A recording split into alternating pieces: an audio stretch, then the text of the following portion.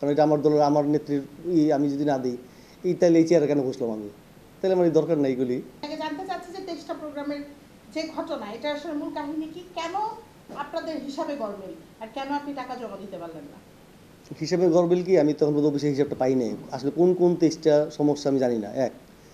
ওই সময় এইবার নতুন টেন্ডার হয়েছে, যারা সব বহিরাগতরা টেন্ডারটা নিছে, নেওয়ার পরে কিসের টেন্ডার? এই আমাদের ডেকোরেটর টেন্ডারটা, যাদের মালামাল বা যারা এই এত বছর 40 বছর ধরে যারা এইখানে ডেকোরেটর ব্যবসা করে তারা পায়নি, নতুন লোক পাইছে যাদের নিজস্ব মালামাল নাই। তারা করছে কি, এই জায়গার মালামালই জোরপূর্বক করছে, আপনি খোঁজ নিয়ে দেখেন তাইলে পাবেন। ওইটা বাধা, তারা ইচ্ছা মতো পার্টির কাছে টাকা নিতে চাইতেছিল, যেটা আমি না করণে তারা আমার প্রতি বিরাগ হয়। আমার চাকরি কেমনি খাইয়ে নেবো, তারপরে সরাসরি থ্রেট দেয়। ওইটা আমি আমার জবাবে ডেকোরেটররা যারা টেন্ডার নিয়েছে তাদের সাথে সমস্যা হওয়ার কারণেই এই আপনি এই মনে এই করছেন এই ঝামেলাটা এই ঝামেলাটা এই ঝামেলাটা ডেকোরেটরের সাথে আর আপনার সাথে এই যে ঝামেলাটা, সেক্ষেত্রে প্রোগ্রামের হিসাবে গড়মিল কিভাবে? আমি বলি, প্রোগ্রামের হিসাবে গভর্নমেন্টটা, আমি এখন পর্যন্ত অফিসের প্রোগ্রামটা পাই নাই, কিন্তু আমার মনে হয় আমার একটাও গভর্নমেন্ট নাই। আর তখন রাজনৈতিক প্রেক্ষাপট ছিল, আমার অনেকগুলি প্রোগ্রাম করতেছি যেগুলো আমি বাধ্য হয়েছি। অথবা আমার দেশনেত্রী বেগম খালেদা জিয়ার রোগমুক্তির জন্য, মৃত্যুর পূর্ববর্তীতে রোগমুক্তির জন্য অনেকগুলি দোয়া মাহফিল করছি আমরা, যেটা আমরা রেজিস্টার দেখাইতে পারি নাই। আবার পরবর্তীতে আবার মারা যাওয়ার পর আমরা অনেকগুলি মিলাদ মাহফিল এবং ইফতার মাহফিল করছি, যেগুলি আমরা হয়তো কোনোভাবে অমিট করছি। ভাইটা অবশ্যই আমার কর্তৃপক্ষকে আমি জানাইছি টাইম টু টাইম, যেগুলি করতেছি আমরা। আসলে আপনারা যে আপনাদের কমিটি সেন্টার ভাড়াটা, সেটা তো নিতে পারেন না না, এটা তো নেওয়া যায় না, উল্টা আমাদের খরচ যায়। কারণ এটা আমার দলের আমার নেত্রীর আমি যদি না দিই তাহলে এই চেয়ারে কেন বসলাম আমি? তাহলে আমার দরকার নাই এগুলি।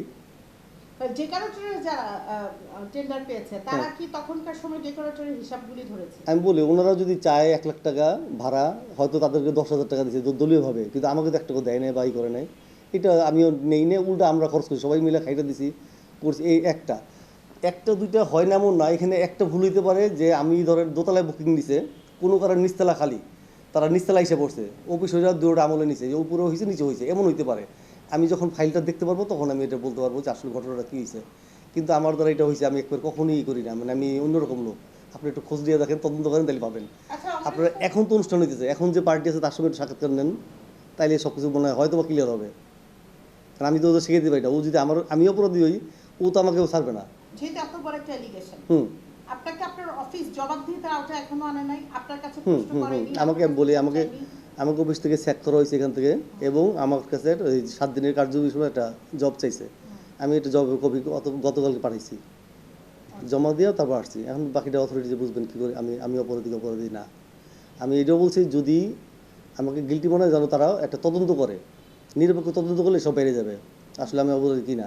তা আমি কখনোই এই কাজ করতে পারি না, আমি করিও না। এটা পুরোটাই একটা বানর, মানে একটা চক্র, এটা মিলাইয়া করতেছে। আমি এটা বুঝতেছি, রাজনৈতিক প্রতিহিংসার শিকার।